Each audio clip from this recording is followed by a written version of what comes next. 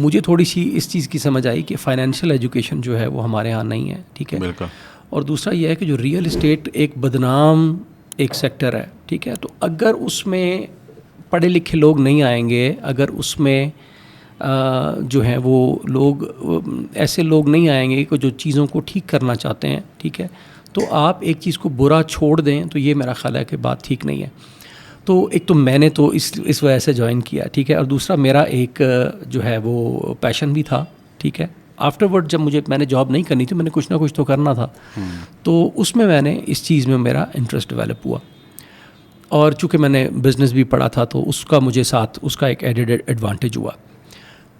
جہاں تک بات ہے کہ پاکستان آرمی کی کہ آپ کہیں کہ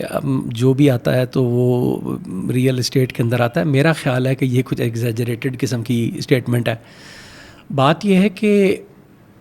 ہاں جو فوجی ہیں یا اب جو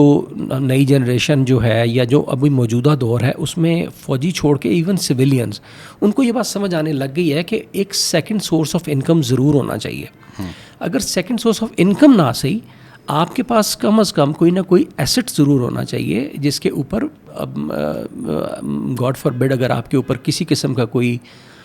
ایسا لائف میں ٹف ٹائم آتا ہے, کوئی بھی چیز آتی ہے, ٹف نہیں بھی آتا, لوگوں کے بچوں کی پڑھائیاں ہوتی ہیں, شادیاں ہوتی ہیں, تو آج کل کے مہنگائی کے دور میں تو آپ نے کچھ نہ کچھ جو ہے وہ اس کے لیے کوئی پلاننگ کرنی ہے, تو وہ پلاننگ کرنا تو میرا خیال ہے ہر ایک کا حق ہے, ٹھیک ہے. تو that is because of this.